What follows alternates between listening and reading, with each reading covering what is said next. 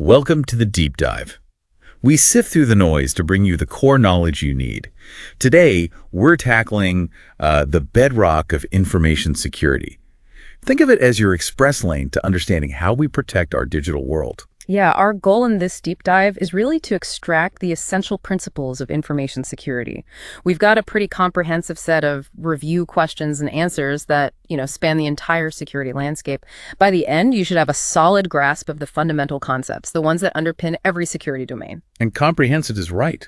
We're talking everything from the big picture stuff like security governance and personnel security, all the way down to the nuts and bolts of cryptography and what happens, when disaster strikes. Right. We're covering risk management, business continuity, the legal side, asset protection. Exactly. Security models, vulnerabilities, physical security, network security, comms security. Identity management, access control. Right. Security assessment, operations, incident response, disaster recovery, investigations, ethics. Phew, okay.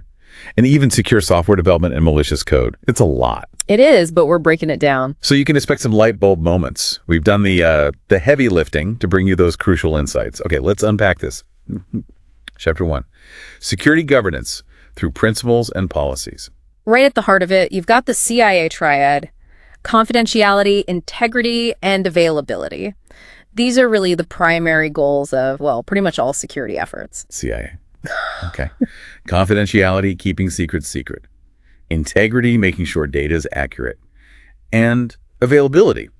That's just making sure you can actually get to stuff, right, when you need it. Precisely. Availability means authorized users can access resources in a timely and uninterrupted way. It's not just about the data existing. It's about it working when you legitimately need it. Like, you expect the lights to turn on. Okay. So like a denial of service attack, that's a direct hit on availability. Absolutely. Or ransomware, encrypting your files, that kills availability. And probably integrity, too. On the flip side, sniffing network traffic or, tricking someone for their password, that's a confidentiality breach. And those confidentiality breaches, they're not always malicious, are they? Good point. Often they're unintentional. A misconfiguration, human error, maybe a lost laptop.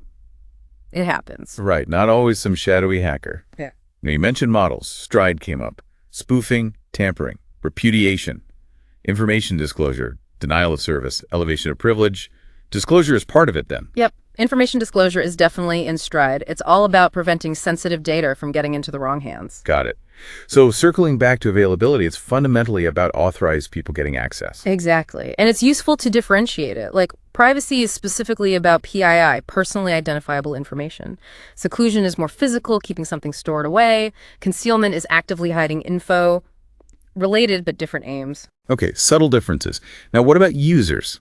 Do they need to know the nitty-gritty of, say, email backups? Not really the technical deep dive. They need to know the policy, how long emails are kept, what the rules are. But the actual backup servers, the software, the offsite vault details, that's usually operational stuff they don't need to worry about. Just follow the policy. Makes sense. Focus on the rules, not the plumbing. Now, ownership and security sounds simple, but is there more to it? There is. Ownership often grants a really high level of control. Sometimes an account with ownership can potentially bypass normal access checks. It's like having the master key. That's why managing who has ownership is so critical. Right, the override capability. And non-repudiation. That sounds serious. It is pretty serious. It basically means you can prove without a doubt that someone did something, like sending a message or making a transaction. You can't easily deny it later. Digital signatures are a good example of how we achieve this. Okay. Provable accountability. What about layering? Defense in depth. Exactly like that defense in depth. It's about having multiple security controls, one behind the other. So if one layer fails, maybe an attacker gets past the firewall. There's still, host security or data encryption.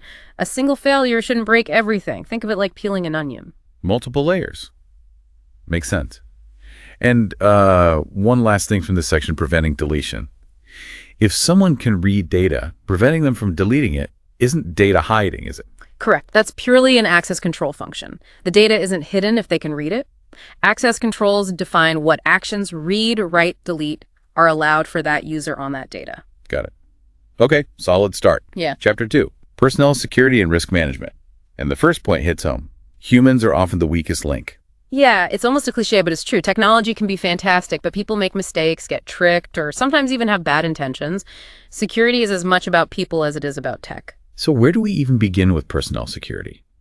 Seems huge. It really starts at the very beginning, before you even hire someone. A clear, detailed job description. It sets expectations, outlines responsibilities, including the security ones. Okay, start with the job description. What about when someone leaves? The exit interview. Crucial step. From a security perspective, the main goal is to review any NDAs, non-disclosure agreements they signed, and remind them of any ongoing obligations like confidentiality, even after they leave. Reinforce those rules on the way out. And practically speaking, what about their computer access? Oh, immediate action. Their network account needs to be disabled or revoked, like right away. Preferably before they're even told they're leaving, if it's termination. Cut off access instantly. No lingering access. Makes sense.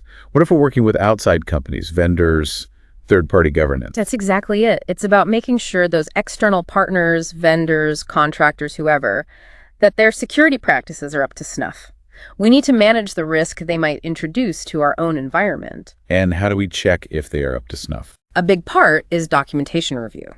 Looking closely at their policies, their procedures. Does it seem logical? Does it seem practical? Do they actually follow what they say they do? It's an investigation, really. Okay, scrutinizing their processes. Now, risk management. People often focus on cyber threats, right? But it's broader. Absolutely broader. IT risks aren't just hackers and malware. Think physical security like, is the server room secure? Environmental threats, floods, fires. Even simple human error can be a huge IT risk. It's the whole picture. The whole picture. So how do we actually analyze all these potential risks? What's the process? It's systematic. First, you identify the risks. What could go wrong? Then you evaluate them. How likely is it? And if it happens, how bad would it be? Usually in terms of cost. Then you look at countermeasures. What can we do about it? And how much would that cost? Finally, you put it all together in a cost-benefit report. Helps you decide where to spend your security budget. Okay. Identify, evaluate likelihood and cost. Assess countermeasures, report. Yeah. But choosing the countermeasures, that's not analysis. Right, that's the next step. Risk management. Analysis is figuring out the problem. Management is deciding what to do about it, selecting and implementing safeguards. Got that distinction. And when we're valuing assets for this analysis, what are we including? Are my personal vacation photos on the work server an asset? Probably not from the organization's perspective. Generally, for organizational risk analysis, you focus on assets critical to the business. Things like customer databases, intellectual property, key infrastructure, personal user files, usually not considered organizational assets in this context. Okay, focus on the business critical stuff. Now, threat versus vulnerability. People use them interchangeably, but they're distinct. Very distinct. A vulnerability is a weakness, a gap in your defenses, like that unlocked window we talked about.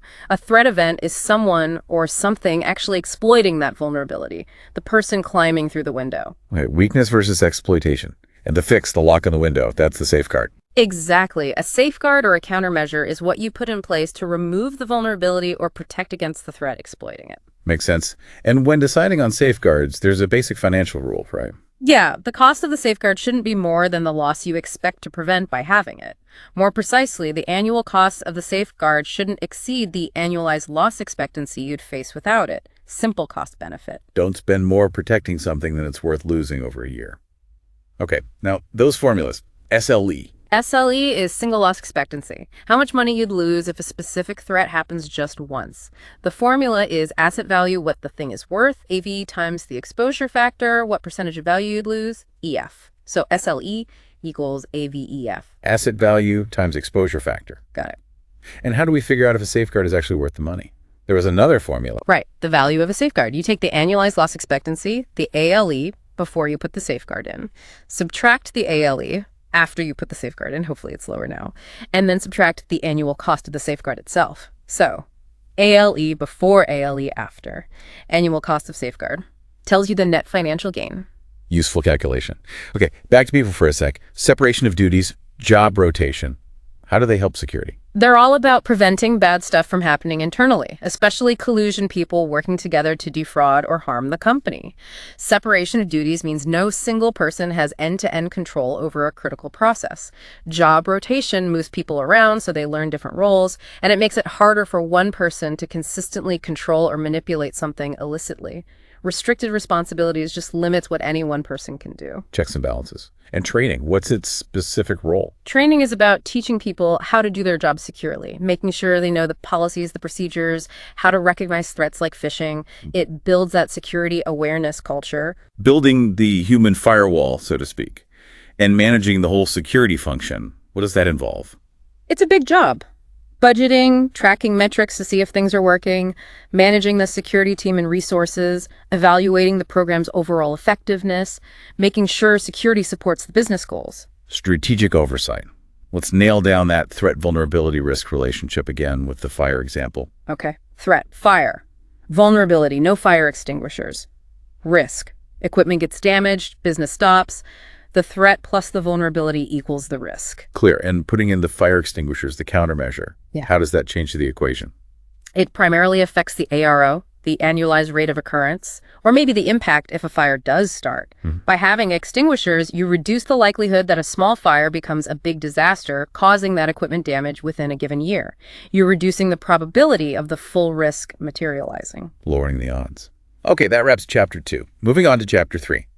Business continuity planning, or BCP, keeping the lights on when things go wrong. Exactly. BCP is about planning before a disruption so critical functions can continue or be recovered quickly. And it often starts with a business organization analysis. What's that analysis trying to achieve? Two main things. First, figure out who knows the critical processes inside out those people need to be on the BCP team. Second, get a baseline understanding of what the organization does, what its dependencies are, what's absolutely critical to keep running. It guides the whole plan. Find the experts, understand the essentials. Once the team is formed, what's job one? Review and validate that initial analysis. Everyone on the team needs to agree, yes, this accurately reflects our critical functions and priorities. Get consensus and accuracy from the start. Smart. Get everyone on the same page. Now, who's ultimately on the hook for making sure the BCP is good enough? That responsibility really sits with the top leadership, the officers and directors. They have a fiduciary duty, a legal obligation to ensure the organization is protected, and that includes having solid continuity plans. It's a board-level concern. During the planning process itself, what's the biggest resource drain? Money. Tech. Honestly, time. The time commitment from the BCP team members. These are often key people pulled away from their regular jobs. That's why getting management buy-in is so vital. It's a significant investment of people's time. Time is money, as they say. Okay, prioritizing what needs continuity. Quantitative analysis, using numbers. Right. Quantitative analysis tries to put a dollar value on things. Assigning monetary values to assets helps you see financially what's most important to protect and recover first. And ALE, annualized loss expectancy, fits in here how? ALE is key for quantitative prioritization. It tells you the expected financial loss from a specific risk per year. Risks with a higher ALE generally demand more attention and resources in your BCP because they represent a bigger ongoing financial threat. Focus on the biggest money pits. What about MTD? Maximum tolerable downtime. MTD is about time, not money directly. It's the absolute longest a critical function can be down before causing irreparable damage to the business. Functions with a really short MTD, maybe they can only be down for an hour or two, need the most robust, fastest recovery solutions and therefore more resources. MTD drives the urgency and resource allocation. Let's do that SLE calculation example again. The 3 million equipment. Okay. Asset value, AV, is $3 million. Exposure factor, EF, is 90%, 0.90, meaning 90% loss if it fails.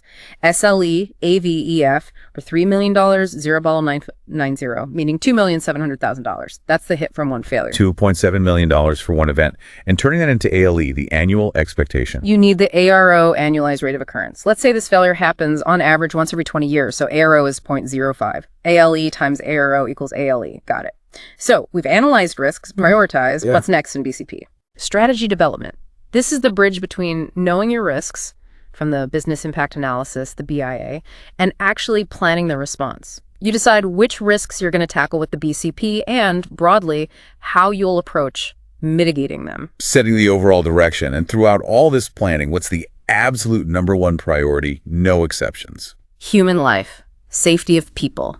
Always, period. That's every plan, every procedure must prioritize keeping people safe above everything else. Equipment, data, buildings, all secondary. People first. Absolutely. Now, sometimes you can't easily put a dollar value on impact, Reputation damage, for instance, qualitative analysis. Exactly. Qualitative analysis is better for things like negative publicity, loss of customer trust, things that are hard to quantify financially. You assess the impact using descriptive scales like low, medium, high, rather than trying to force a specific dollar figure onto it. Makes sense for intangible impacts. Let's do SLE and ALE again, but with a tornado hitting the data center. Okay, let's say the SLE, the cost of one direct tornado hit, is $10 million.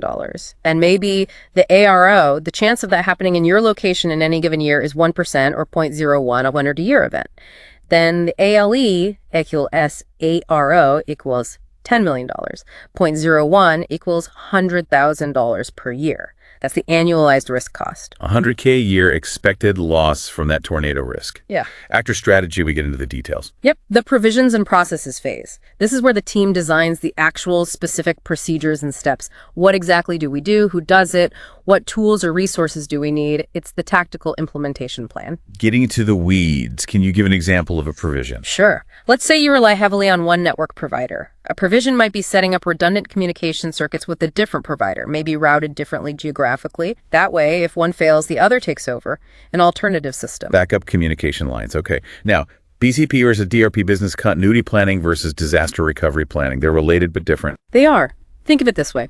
BCP kicks in during the disruption to keep essential things running, maybe in a limited way. DRP kicks in after the disaster to restore things back to normal operations. BCP keeps the heart beating. DRP is the recovery surgery. BCP is survival mode. DRP is getting back to full health. Got it. Let's just hammer home that SLE formula one more time. Easy one to remember.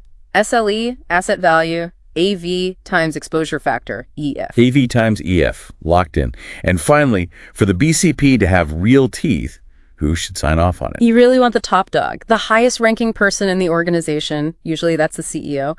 Their signature on the BCP's statement of importance shows everyone, this matters, we're committed to this. CEO sign off for maximum impact. Okay, chapter 3 done. Let's wait into chapter 4. Right. Laws, regulations, and compliance. The legal jungle. It can feel like that sometimes, yeah. But crucial stuff. Let's start with the CFAA, Computer Fraud and Abuse Act. What's the main thing to know about CFAA? Key takeaway. It slaps penalties, both criminal and civil, on people who use malicious code, viruses, worms, that sort of thing, to intentionally damage computer systems. It's got teeth. Okay, legal consequences for malware deployment. What about the government securing its own systems? FISMA. Right, the Federal Information Security Management Act. It sets the security framework for federal agencies, and it divides responsibility. NSA handles the classified top secret stuff. NIST handles standards and guidelines for everything else in the federal government. NSA for classified, NIST for unclassified federal systems. Now, administrative laws. These aren't passed by Congress. Correct. They are created by executive branch agencies like the EPA or FCC. They don't go through the legislative process in the same way, but they still have the force of law, though they can be challenged in court. Agency-made rules with legal weight. So just to clarify NIST's role again. NIST develops standards and guidelines for securing federal computer systems, except those handling sensitive national security info. That's the NSA's turf, part of the Department of Defense. Clear separation. The CFAA, you mentioned it evolved. How so? Yeah, it started pretty narrow in '84, just government and financial systems. Then in '86, it expanded to federal interest systems. Then the big change in '94 covered basically any computer used in interstate commerce, which today means pretty much everything connected to the internet. Wow, its scope really ballooned. Okay, shifting to individual rights. The Fourth Amendment. Probable cause. The Fourth Amendment protects against unreasonable searches and seizures. Law enforcement generally needs probable cause, a reasonable belief a crime occurred. And usually they need a warrant from a judge before they can search your private property, and that includes your digital devices and data. Need a warrant, generally. Intellectual property now. Software code. That's copyright. Primarily, yes. Copyright protects the literal expression, the lines of code you write, but crucially, it doesn't protect the underlying idea, the algorithm, or the process the software performs. Just the specific way it's written. Code, not the concept. What about secret company info, like the Coke formula, trade secrets? Right. Trade secret protection can last indefinitely as long as the information is kept secret and the company takes active steps to protect it. Unlike patents, there's no expiration date if you maintain confidentiality. Secrecy is key. And brand names, logos, trademarks, the little A and symbols. Exactly. Trademark law protects brand identifiers. You use A to claim a trademark even before it's officially registered. Once it's approved and registered with the government, then you can use the symbol. A claim is registered. Got it. How does the government handle our personal info? The Privacy Act of 1974. That act sets rules for how federal agencies collect, use, and share personal info about citizens. It's about fair information practices and limiting government intrusion into private lives. Rules for federal agencies. What about U.S. companies handling data from people in the EU? Privacy Shield. Privacy Shield was a framework to let U.S. companies meet EU data protection rules, like GDPR precursor laws, when transferring data. But it's faced major legal challenges in Europe. Its status is, well, complicated now. Companies need to be very careful about current EU transfer rules. Okay, a shaky bridge there. Children's online data, COPA. The Children's Online Privacy Protection Act. It applies to websites or online services aimed at kids under 13 or that knowingly collect data from them. The big requirement. Get verifiable consent from parents before collecting, using, or sharing that child's personal info. Parental consent first for under 13s. The DMCA Digital Millennium Copyright Act has an exemption for transitory activities. Any location limits. Interestingly, no geographical requirements for that specific safe harbor. It protects service providers who just pass data along like an ISP, but they do have to meet other specific requirements to qualify for that protection. No location limits for that specific part. The USA Patriot Act, impact on privacy. Passed after 9/11, it significantly expanded the U.S. government's surveillance powers. More monitoring of private communications. The trade-off was, pretty clearly, a reduction in individual privacy protections in the name of national security. Expanded surveillance powers. Okay, software licenses. Shrink wrap, click wrap. Yeah, different types. Shrink wrap, you agree by opening the physical box. Click wrap, you click I agree during install. Standard licenses are more like formal contracts. And sometimes even verbal agreements can count, though less common for software. Different ways to agree. Financial companies and customer data, GLBA. Gramm-Leach-Bliley Act. It forces financial institutions to protect customer information. Requires them to have safeguards administrative, technical, physical, to keep that sensitive financial data secure and confidential. Mandates protection for financial data. Back to IP-US patents last how long? Generally 20 years from the date the patent application was filed. 20 years from filing. International Data Law, GDPR. General Data Protection Regulation. Huge EU law. Protects personal data of anyone in the EU, no matter where the company processing it is located. If you handle data of EU residents, you need to comply. Big deal globally. Global reach for EU residents data, PCI DSS. Payment cards. Payment Card Industry Data Security Standard. If your organization stores, processes, or transmits credit card info, you must comply.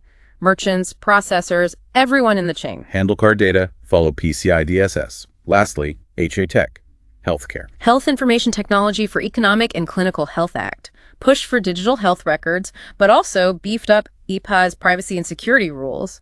More regulations on handling protected health information, PHI. Okay, quite the legal tour. Chapter 5. Protecting security of assets, getting practical about safeguarding stuff. Right. And a basic starting point is information classification. Why do we do it? To identify what data needs what level of protection. High security, medium, low. And that dictates the requirements for protecting it, whether it's stored somewhere at rest or being sent in transit. Classification drives protection. What determines the classification level itself? Where it's stored? Nope, not primarily. It's based on the data's value and the potential impact if it gets compromised. Financial loss, reputation damage, legal trouble. The sensitivity of the information itself is key. That then influences the security needed for the systems handling it. Intrinsic value and impact. So website data might be low sensitivity, but what's definitely sensitive? Oh, things like PII social security numbers, bank accounts, PHI health records, and the company's own secret sauce proprietary data, trade secrets, future plans. That stuff needs strong protection. PHI, proprietary info. Got it. When we put this data on, say, a backup tape or a hard drive, how important is labeling it with the classification? Absolutely critical. Marking the media is paramount. That label tells anyone handling it how sensitive it is and what rules apply. Yeah, you might add dates or descriptions, but the classification level is the most important security marking. Label dictates handling. When media is done, how do we kill the data? Purge. Purging is a secure erasure method. It overwrites the data, usually multiple times with specific patterns, so it's essentially unrecoverable by normal means. Unlike just deleting a file, which only removes the pointer, or formatting, which isn't thorough, purge media might even be reused in a less secure environment. Clearing is usually less rigorous, maybe just one overwrite. Purging is thorough overwriting. Is it foolproof? Well, if done correctly, it's very reliable, but human error is possible. Someone might not follow the procedure exactly. For absolute certainty, physical destruction, shredding, incinerating is the ultimate guarantee, obviously no reuse then. And data isn't really etched physically, but magnetic traces or charge levels can remain if not properly overwritten or destroyed. Physical destruction for 100% certainty. What about SSDs? Solid-state drives? Erasing or degaussing work? Not reliably. Deleting files on an SSD doesn't work well because of how they manage data internally. We're leveling garbage collection. And degaussing using strong magnets works on traditional spinning hard drives, but it's useless on SSDs as they aren't magnetic. For SSDs, you need that proper purging sanitization process specified by the manufacturer, or, again, physical destruction. SSDs need specific handling. Optical media, CDs, DVDs. How to securely erase? Best bet is physical destruction, shredding or pulverizing them. Formatting or deleting doesn't reliably remove the data burned onto the disk, and degaussing is pointless since they're not magnetic. Just smash them. Destroy the disks. Okay. Data remnants. What's that? It's the leftover data, the residual traces that can stick around even after you've tried to erase something. Clearing, purging, overwriting, these are all techniques designed to combat data remnants and properly sanitize media. Leftover data traces. Passwords now. Linux often uses bcrypt. How's that work? Right, bcrypt is common. It's based on the blowfish cipher, but the key thing is it adds salt, a random value unique to each password before hashing. This makes pre-computed rainbow table attacks much, much harder. It's different from encryption algorithms like AES or 3DES, which are for encrypting bulk data, not usually hashing passwords, and SCP SSH encrypt data in transit. Salted blowfish for passwords. Secure remote connections. SSH. SSH, secure shell, is the way to go. It encrypts the entire connection, commands, passwords, output. Way better than old protocols like Telnet that send everything in plain text, totally insecure. SFTP and SCP are for file transfers, and they run over SSH to get that encryption. SSH encrypts the whole session. Roles in data protection. Custodian. What do they do? The data custodian is the hands-on person. Day-to-day protection, running the backups, applying the security controls defined by the owner. Users just use the data. Owners classify it and say who should have access. Admins set up the permissions. Custodians maintain and protect. Custodians are the caretakers. Who actually grants the permissions? Technically, the system administrator implements the permissions based on rules like least privilege. But they do it based on guidance and authorization from the data owner, who understands the data's business context and sensitivity. Owner guides, admin implements. Owner directs, admin configures. What about rules of behavior? Those are the acceptable use policies, how people should act when using company data and systems, broader than just access levels, least privilege.